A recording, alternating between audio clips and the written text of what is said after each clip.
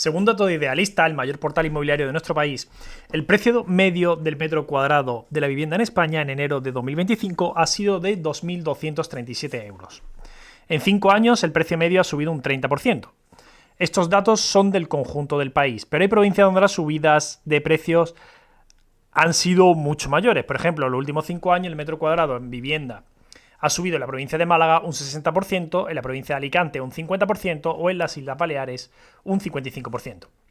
Una familia hoy tiene que dedicar más de 8 años de su salario bruto para adquirir una vivienda en España. Para ponerlo en comparación, en 1987 el esfuerzo era de menos de 3 años del salario bruto de la familia. Es decir, casi se ha triplicado, según los datos del Banco de España. En cuanto al alquiler de vivienda, según el informe de Fotocasa en 2023, el español medio dedicaba un 43% de su salario al pago de la renta. En sitios como Baleares, Madrid o Cataluña, más de la mitad del salario se va en alquiler, hasta un 63% en las Islas Baleares. En 1987 el español medio gastaba entre un 20 o un 30% de su salario en alquilar una vivienda. A esto se une que hoy los jóvenes son mucho más pobres que sus padres. Según el Banco de España, el 81% de los nacidos entre 1945 y 1965 contaban con una vivienda en propiedad a los 42 años. Mientras que los nacidos entre 1975 y 1985, esa cifra se reduce al 67%.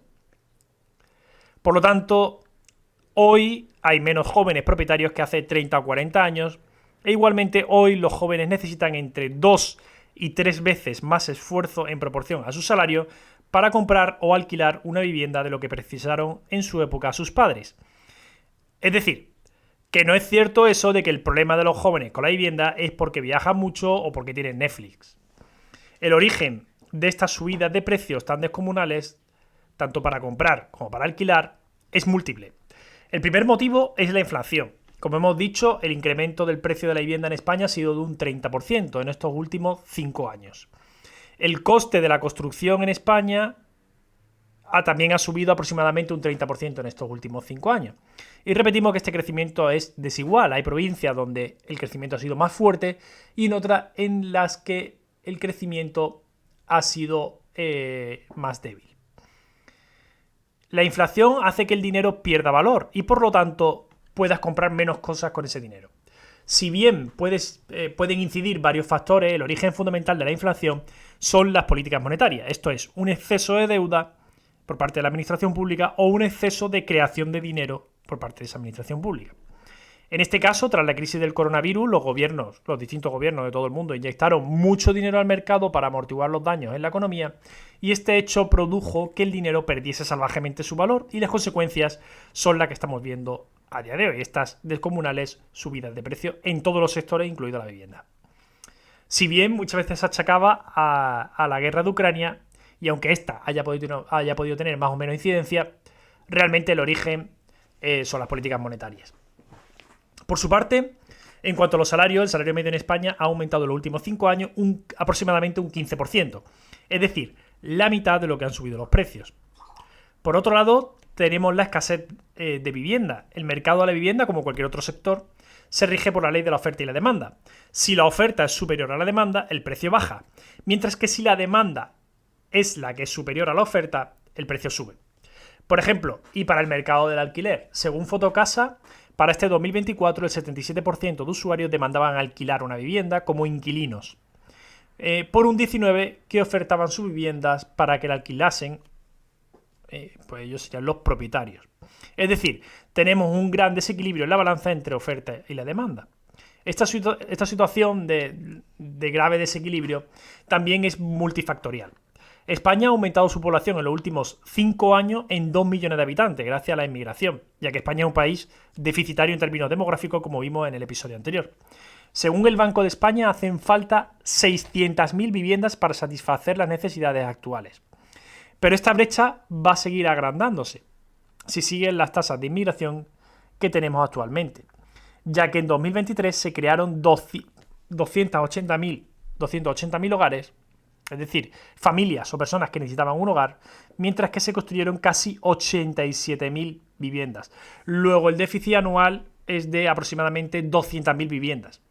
De seguir así, en 2 años llegaremos a necesitar 1 millón de viviendas para satisfacer todas las necesidades de viviendas en ese momento. Además, es preciso indicar que es importante que, bueno, claro, que se tienen que mantener esas tasas de inmigración tan altas como las que estamos teniendo ahora, pero también que no haya una solución a construir más casas, porque obviamente si se construyen más casas y se puede amortiguar esa entrada de inmigración. Según BBVA Research, el motivo por el que no se construye más vivienda en España es la escasez de suelo finalista, es decir, de suelo en el que se puede edificar, la incertidumbre legal y la falta de mano de obra. Recientemente, y en ese mismo sentido, se viralizó el titular que dio hace unos días el cofundador de Idealista, el señor Fernando Encinar, que dijo que España va hacia el chabolismo y calificó esta crisis en la vivienda como emergencia nacional, ante la creciente demanda de viviendas. Este señor ofreció datos de Idealista en el que se decía que las viviendas ofertadas en alquiler se habían reducido a la mitad. Y voy a leer literalmente un fragmento de lo que este señor comentó. El señor dijo: se está drenando la oferta, los afluentes de producto en alquiler se han secado, el inversor ya no viene. Hubo un boom de inversores que reformaron cientos de miles de viviendas y las pusieron en alquiler, y ahora eso no pasa. De hecho, los fondos están desinvirtiendo a una velocidad inusitada. Este señor culpó en gran parte a las leyes que se están aprobando recientemente y que, según él, están empeorando profundamente la crisis en la vivienda que estamos sufriendo. Desde el año 2020, los propietarios no pueden desahuciar a los inquilinos que no paguen la renta si estos inquilinos son declarados vulnerables. Son vulnerables si el alquiler de la vivienda supone una cantidad igual o superior al 35% del salario neto del inquilino y si el inquilino no cobra más de 3 veces el IPREN, es decir, 1.800 euros. Este límite aumenta aún más en caso de que esta persona pues, conviva con menores, etc. Además, por otro lado, el mínimo inembargable está establecido en 1.184 euros, por lo tanto, por debajo de esa cantidad no se puede embargar. Es decir, un inquilino que cobre 1.150 euros podría ser declarado vulnerable y, por lo tanto, el propietario no podría echarlo, ni tampoco podría embargarle las cantidades que le adeuda.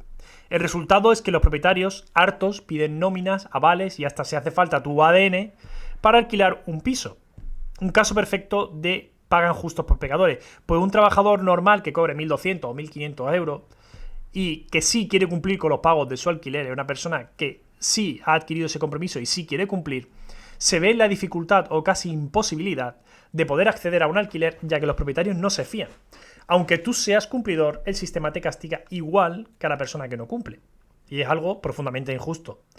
Además de estas leyes, también hay que tener en cuenta lo que están tardando los juzgados en tramitar los procedimientos de desahucio y que forma el cóctel perfecto para crear una situación que se ve del todo insostenible. Y aún tenemos que esperar, pues vienen más leyes que van a obstaculizar las demandas de desahucio, ya que con la nueva reforma que entrará en vigor en abril, los propietarios antes de desahuciar se verán obligados a una conciliación previa para acceder al juzgado. Y lo cierto es que el titular que dio este señor asusta bastante, y más aún los datos que ofreció. Nuestro país tiene un problema con la falta de vivienda muy grave y todos los políticos deberían de dejar a un lado sus diferencias y aunar esfuerzos para solucionarlo, ya que coincido con el señor copropietario, cofundador de Idealista, en que este problema es una emergencia nacional. No podemos terminar el vídeo sin hablar de las viviendas turísticas, a las que muchos también ponen el foco del problema. Según los datos del Instituto Nacional de Estadística, las viviendas turísticas suponen un 1,33% del total del parque de viviendas. Sin embargo, esto es una media para todo el país. Pero aquí también encontramos fuertes contrastes dependiendo de la zona. Por ejemplo, Alicante, Baleares o Málaga, hay municipios donde este porcentaje aumenta hasta el 15% del total de viviendas. Y hay que tener en cuenta que en muchos municipios de gran parte de esas viviendas se alquilan durante todo el año, pero en verano los inquilinos se tienen que marchar porque esas viviendas se alquilan para los turistas. Y por lo tanto, eso no entra dentro de las estadísticas. Es decir, que las estadísticas que da el INE no serían 100% fiables, ya que hay muchos datos ocultos en este sector.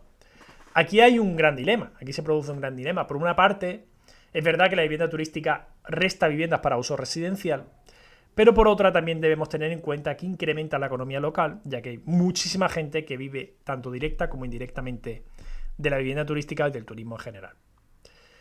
Con todo esto, pues terminamos el vídeo de hoy, pero no sin antes preguntarte qué opinas de esta locura que estamos viendo en el mercado de la vivienda y qué harías tú para solucionarlo. Te leo en comentarios y muchas gracias por estar ahí. Hasta luego.